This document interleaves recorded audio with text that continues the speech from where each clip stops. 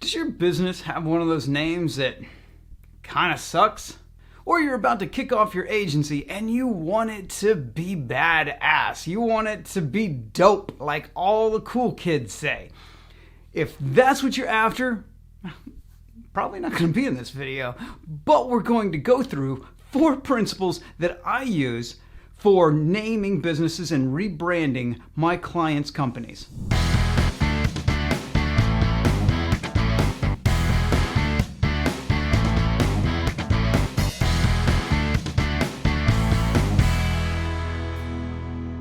Here's the thing.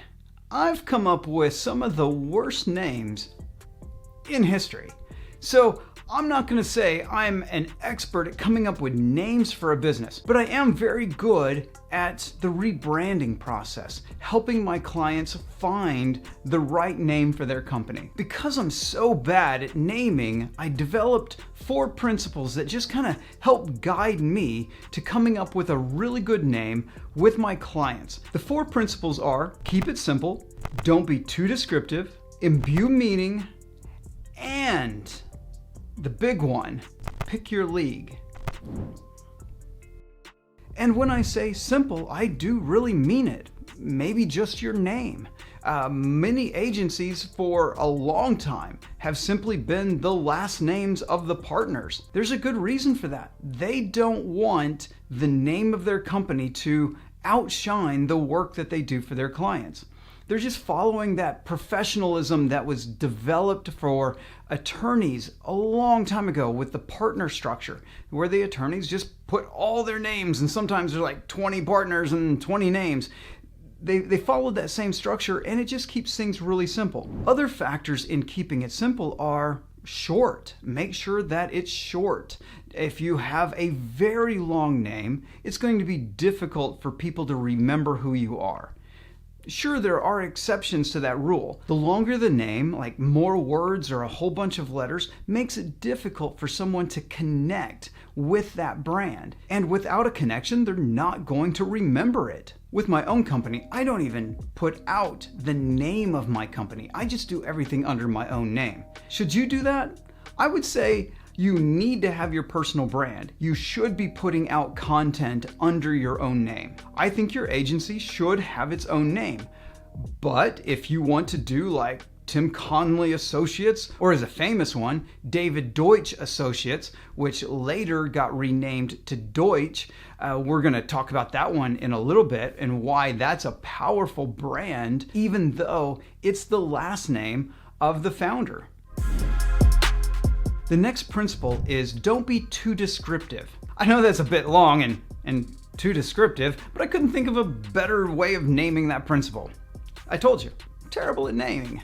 Something that seems to have been born out of the digital age is descriptive naming.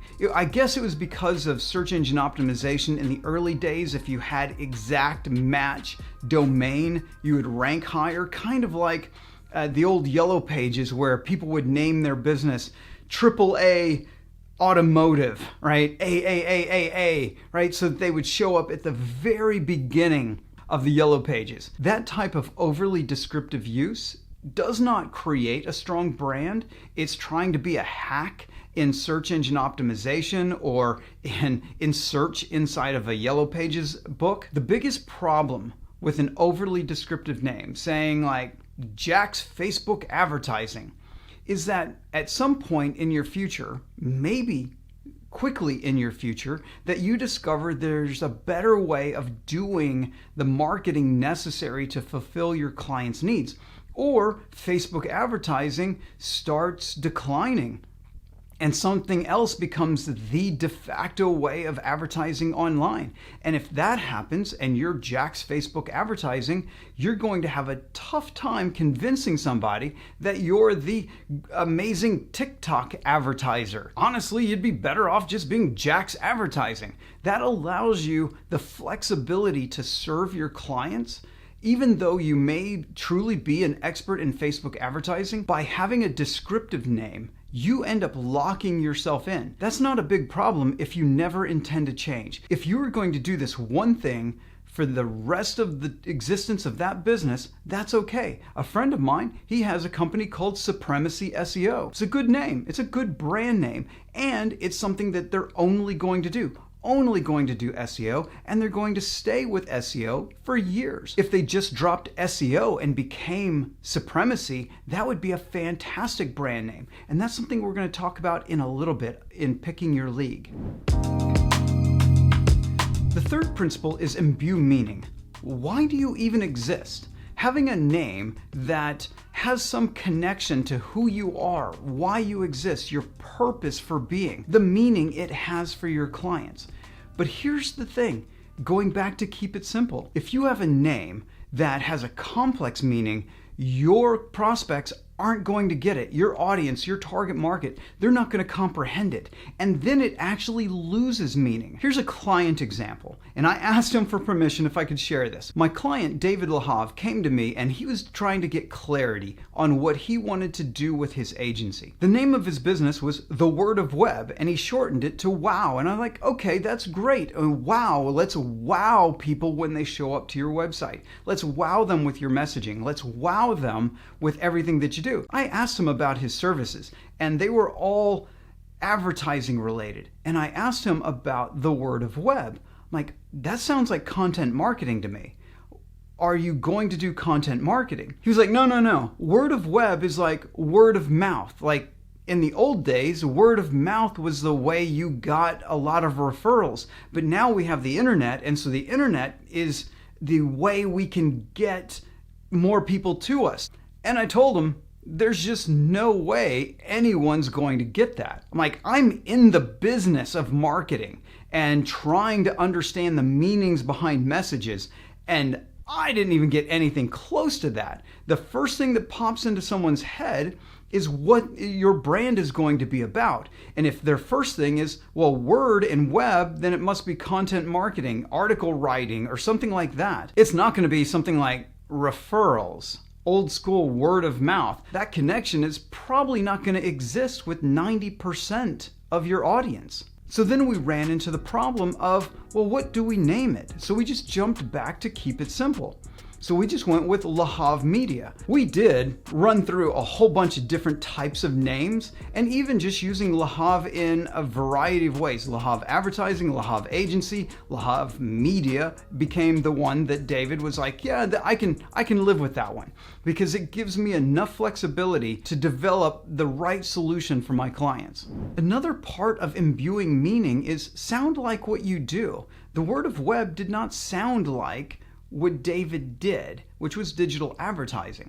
So figuring out a name that sounds like that is a better choice. It doesn't have to be descriptive like Lahav Advertising, which he could have gone with, and that would have sounded exactly like what he does. Or even longer would be Lahav Digital Advertising or Lahav Digital Media. Like that would have been more descriptive. But again, going back to principle number 2, don't be too descriptive.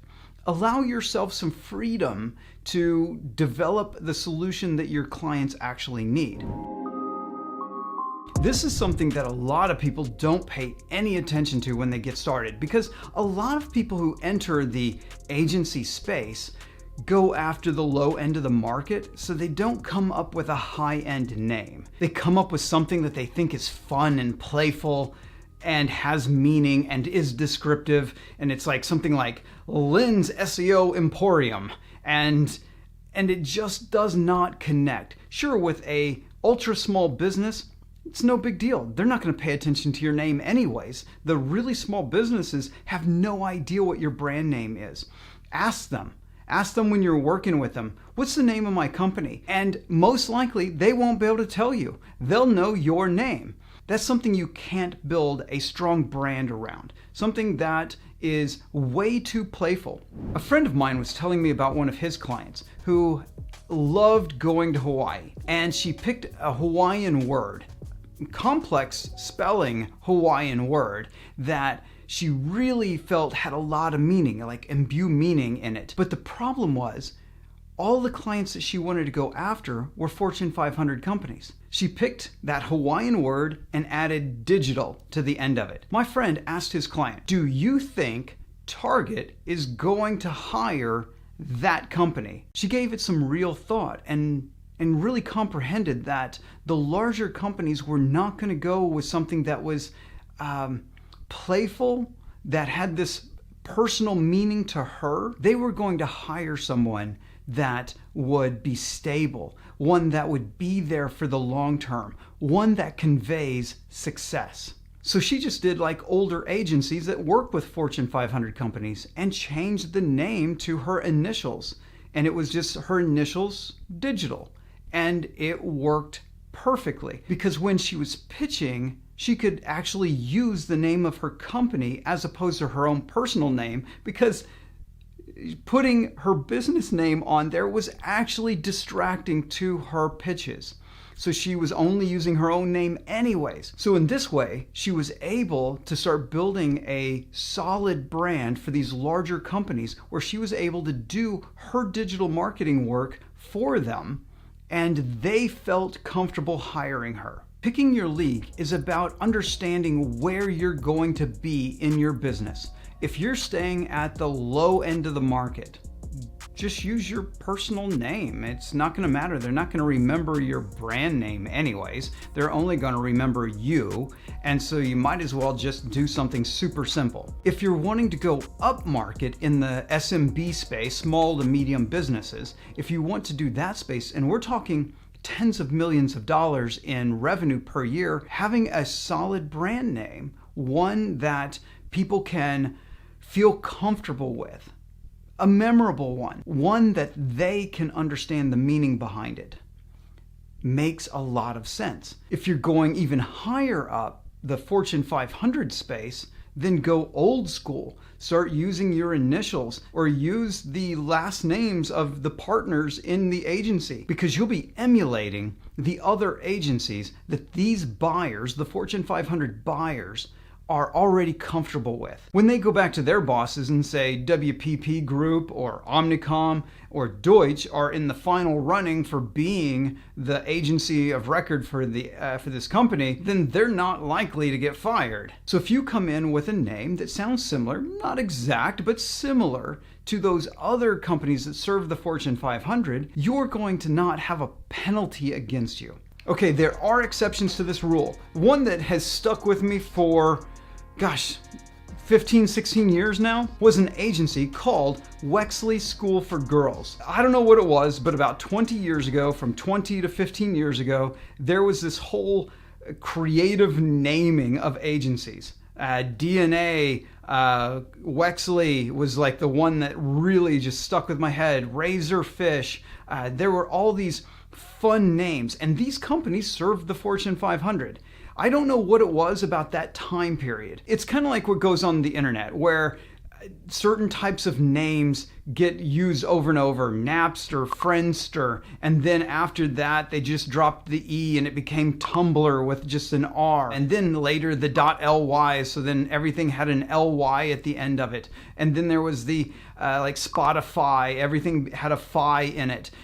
Certain naming conventions kind of pop up. There was a time when Fortune 500 companies were hiring agencies with super creative names like Wexley School for Girls. It was an era where corporations thought, we have to hire creativity, so they looked for people who exude creativity from the name down to the work that they did. We're now in an age where that's not true, where they're not looking for somebody who has a super creative name, and they want somebody who can just give stable, solid work. That's kind of where we're at in this world.